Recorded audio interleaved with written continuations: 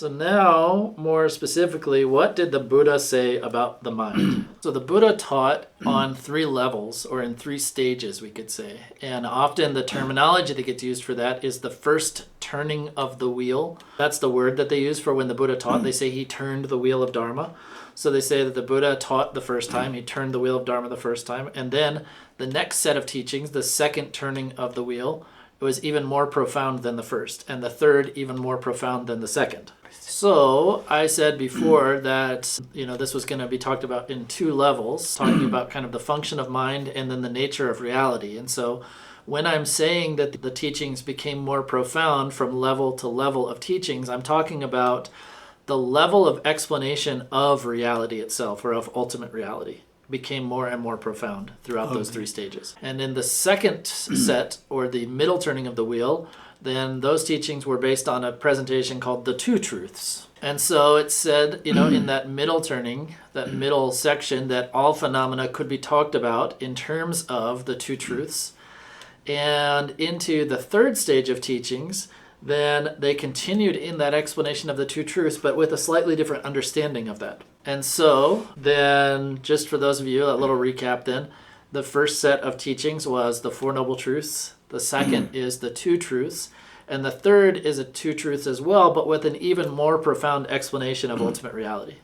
And so how do these 3 stages come about, or what are they based on? And so the first level of teachings is kind of based on our ordinary experience of our ordinary levels of consciousness, like what we normally experience through our eyes, our ears, our nose, our tongue, physical sensations, and our ordinary thoughts. And so then in that first set of teachings, then it would talk about my ordinary experience of my body. Like, how do I see and experience of my body? How do I see and experience my own thoughts? What kind of difficulties do I experience? Start with kind of an assumption that I have these experiences and that they're real for me. How am I complicit in the creation of that experience of difficulty? Like, what kind of mistaken perception am I adding to that? What's helpful? What's harmful? Just like I explained to you before, the whole first explanation I was giving to you is kind of based on an ordinary level of experience, which is the way that things are taught in the first level of teachings on the 4 Noble Truths. So, all of that, for example, like the explanation of helpful and harmful states of mind, attachment, aversion, ignorance, jealousy, pride, and so forth, all of that, our ordinary experience of mind, body, and so forth, is kind of the ground or the foundation upon which the first level of teachings is given. And so then what is mind? I said that it's talking about an ordinary experience of mind, and mind itself gets a particular definition, and it's defined as something which is clear and aware. So what does that mean? And this is kind of contrasted to material things. So in Buddhism, you would contrast the 2 things that exist are material things and states of consciousness or mind. So, for example, something that is material can't see or be aware of another thing. It doesn't have a clear awareness of something else. Like, for example, our mind, it sees things, it has a clear vision of them and can understand what it is that it's seeing or feeling or connecting with. And so we have this mind, we have this clear awareness. So what's the point, or why did the Buddha want to go into all this explanation about it? What was the point in talking about it? And the Buddha's point in talking about it is that what we experience, or what we think we experience, what we see, or the way that we grasp at the things that we experience and the way that they exist are not the same. And that's the kind of foundation of what the Buddha is talking about, that the way that we see things, or the way that we kind of apprehend certain things, and the way that they exist in and of themselves or in their reality is not the same. So our mind is made up of all these different factors, all these different moments and different kind of aspects of mental states, awarenesses of visual experiences, sounds, smells, tastes, and so forth. Virtuous and non-virtuous, all kinds of fleeting thoughts. But we don't really think about our mind in that way as like a multiplicity, a process, and so forth. We just think, I have a mind, and it's something singular and solid and independent. So we think that our mind is a singular thing, that is just like a solid thing. I have a mind, it's one thing, a solid thing. And there are a lot of people who explain that you are your mind. And so yourself is your mind. And so there was even like some nihilistic schools in India who didn't even believe that there is like a continuity of awareness. And so, the Buddha talked about mind as this clear awareness. And one of the things that he taught is that the mind is not just a singular thing, but it encompasses all of these different kinds of states. The Buddha then, in explaining what mind is and how mind functions, talked about something that we call primary states of mind and mental factors. And so if I'm seeing a table, the primary mind is just the visual consciousness, which is a mere seeing of a table. Then mental factors are things that are kind of making distinctions about how I'm seeing the table. Like I see the table as good or bad, or well-made or not well-made, or beautiful or ugly, or I have certain feelings about the table that are accompanying that vision. And so the Buddha then started to explore and kind of describe and distinguish all these different states of mind in relation with primary mind of like seeing something. Then together with that, you have a feeling about that. You identify the thing that you're seeing in a certain way and so forth. And together with that primary mind that you're seeing, then all those additional factors of virtuous aspects, non-virtuous aspects, or neutral states of mind are accompanying a primary mind. And so when we start to explore and trying to see mind in this way, then we can see, oh, my mind is not a singular thing, is it? And then some people would say that mind is something which is independent. But consciousness or mind is not something which is independent. It's actually a series of circumstances that create each and every moment of consciousness. For example, we say that an object, a previous state of consciousness, and a sense faculty have to come together for you to have any mental state come about. So like, for example, if there wasn't a computer sitting in front of me, I could never have a visual consciousness or a knowledge of a computer. And so then I need the computer in order for me to have a visual consciousness of a computer. So that shows that the consciousness is not independent. Also, if there was a computer there, but I didn't have consciousness in me, like if there wasn't a previous moment of consciousness, then I could have no awareness of a computer either. So you have to have fundamentally a mind in the first place. You have to have, at least for visual consciousness, you have to have functioning eyes, and you have to have an object that you're seeing in order to have a visual perception or a visual consciousness, a conscious experience through your visual field of an object. Similarly, a visual consciousness can only see an object and does not hear sound. As shown by this example, that we have so many kind of states or sub-states of mind or consciousness within us that we don't actually know or recognize. So in the same way that we don't understand the situation of our mind, but we think it is just a singular thing when it's actually a multiplicity and a process and so forth, because we don't see the nature of other things, but we fixate on them to be what we think they are, or some kind of singular and independent type of entity, we get into all kinds of troubles, all kinds of arguments, all kinds of fighting through holding things to be what they are not in reality. So there are a lot of different religious or spiritual traditions that consider your mind or your consciousness to be yourself. And so they say that there is a self, and once you believe that there's a self, then you'll believe that there's something that's not yourself. So there's an other at that point. And then once there's a self and an other, then there's an attachment to self, an anger or a resistance to other. And then you get into this whole process of those attachments and aversions. And so it was at this time when the Buddha was teaching the Four Noble Truths in Varanasi, this first section of teachings, to this group of monks, that their understanding went from a very coarse, obvious experience of reality to something more subtle. That kind of opened the doors for them to move into a more subtle understanding of reality. And so for someone who is a practitioner of Buddhism, then this is something they really need to understand. Like, what is mind as defined by Buddhism? Are they describing something that I actually have an experience within me, or is it some abstraction, something that doesn't actually exist, just some thing to talk about? Okay, let's say I have it and I agree that I have it. Does it exist in the way that I have been thinking of it, or is there something more to it? Is there something more and more subtle that I should be understanding about it? So when the Buddha taught these Four Noble Truths, then the first of those truths is called the truth of suffering, or you could call it the truth of dissatisfaction. The word suffering is not a great translation of the word dukkha in Sanskrit and Pali. Anyway, a lot of people prefer the word dissatisfaction because suffering in English has such a heavy word to it. And it really just means it's not necessarily a manifest, obvious feeling of pain or something like that. That's not exactly what's being described. So anyway, what the Buddha said is that when he's talking about what is the truth of suffering or what is true suffering, it is actually your mind and your body, because they're never going to be in a perfect state of contentment. The next of the truths is, okay, well, how did that suffering or that dissatisfactory experience come about? What are the causes of that? And so that is the second for the Four Noble Truths, which is called the truth of the origins of suffering. And so that's exactly what I was talking about before, like all of these afflictive, like virtuous, non-virtuous, mental states and so forth. All of those, first of all, afflictive thoughts and emotions and the actions that are driven by them are what we call the sources of suffering or the cause of suffering.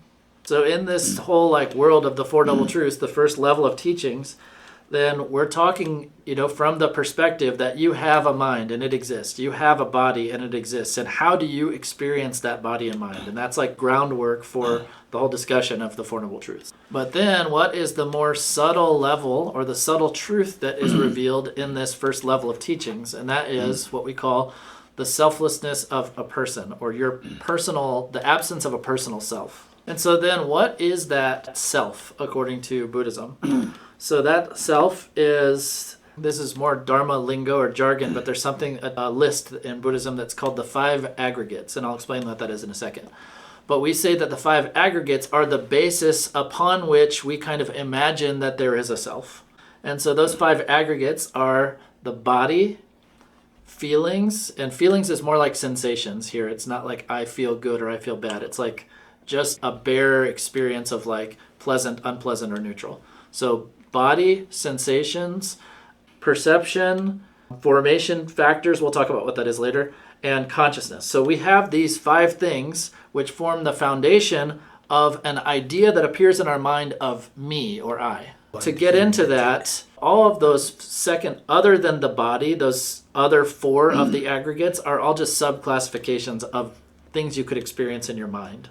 So they're different kind of aspects of mind. So when I use that word, the 4th of the 5 aggregates, compositional factors, that mostly entails mental factors, but I don't want to get into the complications of all these lists right now. So it can be like your name is a compositional factor, which is not a mental factor, but it is another aspect of that. So there's a classification of phenomena which are kind of imagined or given a name upon something which does exist. Like, for example, I have a body, and on the basis of that body, someone gave me the name Justin.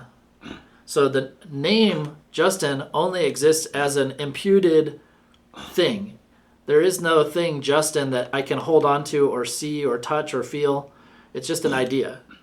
So that's another thing that we grasp to and identify with. Anyway, that's part of compositional factors. And so by examining this situation, examining your mind and so forth, then for people who think that their mind is their self, then if they start to understand mind as a process that's made up of all these different factors of primary minds, mental factors, different temporary states of mind, then they'll start to realize, oh, myself isn't my mind. It's not what I thought it was. Like the first part of the talk before our break was talking about the same topic, but in more general terms. And now I'm trying to talk about the exact same thing, but in the context of the Four Noble Truths. So I think that we're starting to see that we can start with a more general or obvious kind of understanding of ourselves or our minds or of reality, and that there is some more subtle way of understanding things. And so just like the Buddha described, the inner workings of and the divisions and descriptions and different ways of classifying mind, Buddha also talked about that kind of situation in terms of our external reality, like forms and things that we interact with, but not to the same extent that he talked about with mind. And so, like we can say now that like the Buddha's description of the physical world, of the physical reality, it went to a certain extent. We talked about all the different kinds of substances, and there's different classifications in the Buddhist framework for describing the physical universe. And they went a certain distance of describing reality. And modern science has gone well beyond what the Buddha talked about. And we could get into a discussion about whether the Buddha knew those things or not. But anyway, the point is that it wasn't helpful for the Buddha to get into lengthy explanations about that. So the reason why I can say that it's not useful for the Buddha to get into this really hyper-accurate descriptions of the external universe is because the Buddha realized that all of our problems are coming from this misapprehension of reality, like the belief in the self. So when the Buddha described our process, like our inner process, and when you start to see, like by dissecting that whole inner world or all of those inner processes to try and find the self amongst all of those classifications, the Buddha's idea is that if you go through that analysis, you're not going to find a self that existed in the way you thought it did. Mm-hmm. And then that will overturn the supposed self that you thought existed, and that will prevent all of the difficulties you've been creating for yourself. And so then the third of the Noble Truths is called the truth of cessation. And so the Buddha saw that by seeing reality as it is, or seeing that absence of the self, that you would be able to, that itself would stop or prevent attachment, aversion, and ignorance from arising. And so that would stop this cycle. So that's what's called the truth of cessation. And so the main point of what I'm explaining here and what was explained in these teachings is that suffering is something that we experience on a very obvious or manifest level of mind, and still working within a pretty obvious or pretty surface level of mind. From that perspective, we can stop the process of suffering. So in order to bring about that cessation or that stopping, we need to practice or put into practice something which will bring about that cessation, a cause of that cessation. So what is the cause? So the cause of cessation is then the fourth noble truth, what we call the truth of the path. And even when we get into a discussion of the path, we can talk about what we call a worldly path and something called a supramundane path, or a path which is beyond worldly. And when we say a worldly path, then we're talking about some kind of common teachings, common paths of practice, like calm abiding meditation. Calm abiding meditation by itself is still considered a worldly path. And so the supramundane, or the beyond worldly path, is then a path which is using your sharp intelligence to see the true reality, to realize selflessness. And by seeing that reality, then that is what will cause the cessation of suffering. And so the Four Noble Truths are set up as causes and effects. So first you have the truth of suffering, and then the truth of the cause of suffering. And similarly for the second two truths, you have the resultant state of cessation, and then the fourth truth is the truth of the path, which is the cause of that cessation. So the first two are the causes and resultant states of suffering, and the second are the causes and resultant state of cessation, or nirvana. And so I think if I just keep on continuing talking tonight and going into lots of details of all of these very subtle distinctions from Buddhist texts, it's going to bore you and maybe make you more confused. So I want to use the rest of the time tonight up until 8 o'clock. We've got about 25 minutes just for questions. And we'll continue in this way, moving from stage to stage of the Buddhist teachings. And then later we're going to get into the explanation of what we call, the nature of mind, or the Buddha nature. So we're working our way towards that topic. And so I want to get into that topic and focus in on that topic of Buddha nature, because I know there are a lot of seasoned practitioners here, and that's a great topic for you. And I know that I also already talked about the Four Noble Truths last year, so maybe some of you are already familiar with this, but I thought it would be a good place to start off this discussion before we move into the main topic. Rachel, do we have some questions left from previously, or some new ones? There's a new question from Katie. Okay. Since there is no actual separate self, how does karma get reincarnated with us? What gets reincarnated? So why would that continuum of awareness not be enough in and of itself? Why would you need a self? What would the self bring to the table? That's my question for you. The fact that I, from the time I got up this morning, am still alive right now, is that due to the fact that there is a continuum of my being, my body and mind, or because of a self? What would a self bring to helping me still be alive? I answered in that way to make you think about this. So it's I have a body, right? And that body is continuing from this morning until now, and my awareness is continuing from this morning until now. But it's not like there is this other thing other than my body called a self, which is actually affecting or creating or causing a situation where I can still exist right now. So from a perspective of momentary impermanence, nothing lasts a second, but there's a continuity, a continuum of something that keeps looking like me, and that is what we call a continuity, okay? So it's because there is this kind of continuum of my body that you can say I'm still here, but it's not because of some self.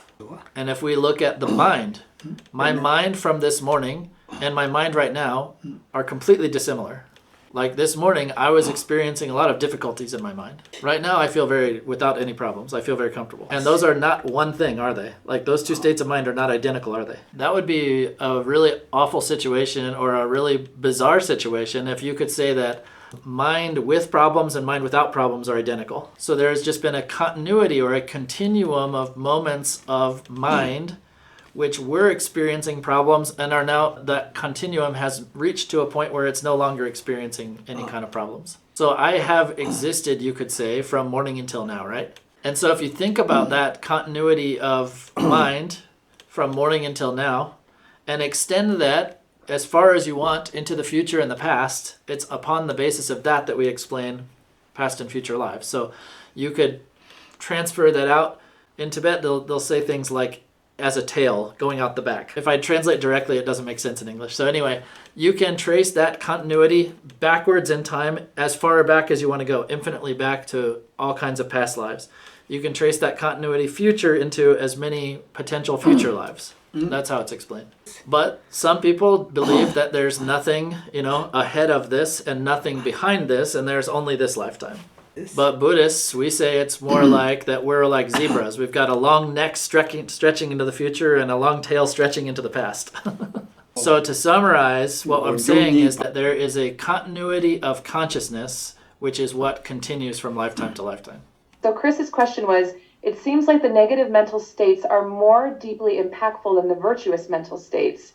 It's hard not to feel defeated by Shantideva's teaching that a flash of anger destroys all the good actions you've done over eons. So yes, that quote does exist. And there's a quote from Shantideva where he says, that thousands of eons of accumulated virtues of body and mind and so forth, body and speech and so forth, can be destroyed by a moment of anger. But what's not mentioned in that quote, but what is mentioned elsewhere, is that there are a lot of virtues that cannot be destroyed even by anger, and those are virtues that are accumulated within the context of what we call the freedom from the three spheres, like basically within the realization, practicing within the realization of true reality. So had I, lived long time ago, and I had millions of dollars, even though I had millions of dollars, it would be really hard to keep because bandits and thieves would come and they would kill me and steal all my stuff. Later, at some point in time, people came up with the idea of banks. And then once we had banks, we had a safe place to store our valuables. So there is like a way to protect the good things that you have. So things are getting easier and easier. Like in the past, if I had money, then I had to have like some big chunk of silver. Like in the old days in Tibet, our money was a big piece of silver. And then it got easier. We got paper money. And now it's getting even easier. It's moving into an age where it's all going to be digital currency. We won't even have paper money at some point. Even most of our transactions are just digital. I just give you some number or some code and then money transfers. So anyway, Khenpo Namchak Dorje, he's another one of our teachers. He was talking to me the other day and he's saying that pretty soon that, even physical money is going to be outdated and it's only going to be digital. So like within the Mahayana Dharma teachings, there's something which is called having your virtues sealed within the view which is free from the three spheres. And so that's a whole nother discussion about what that three spheres thing is, but basically the idea is within the view of kind of selflessness or emptiness, that kind of thing. And then in the Vajrayana teachings, they say that if the virtues that you've done were done together with your teacher, with your lama, then they are kind of protected in a bank in the same way that in the Mahayana they're protected in the bank by the true view of ultimate reality. And then the opposite side as well of that quote that you gave that sounds so pessimistic is that from the moment someone generates the mind of bodhicitta, of wishing for the freedom of beings and for their enlightenment, then in that very moment they attain all of this boundless virtue and they become a bodhisattva and all of these wonderful things. And so they say that just by having that attitude of bodhicitta, it's like the most powerful remedy, the most powerful antidote for destroying all the negative things you've ever done. And even more than that, the most powerful remedy for increasing all the positive and virtuous things you could ever do. That you quoted Shantideva to me, and I wanted to give you the answer back using Shantideva back to you. And so tonight we talked about the first section, the Four Noble Truths. Tomorrow we're going to get going into the two truths from the middle turning of the wheel. the middle level of teachings, and then we'll move into the third section, which is the even more profound kind of version of the two truths. Since our topic is a topic about the nature of mind, I want to try and stay on topic as much as possible. You know, if I get into extensive explanations of all kinds of other branch side topics, then we won't have enough time, because we don't have a ton of time this weekend. We won't have enough time to give the proper explanations of the topic at hand. So I'm going to try and stay on topic as much as I can. So we're going to recite a little dedication prayer. So if you want to join, maybe just join in your mind, or if you already know some, but you can just think that if there's any virtue or goodness in what we've done here together tonight, that I dedicate that to the liberation of all sentient beings. Good night. See you tomorrow. Good night.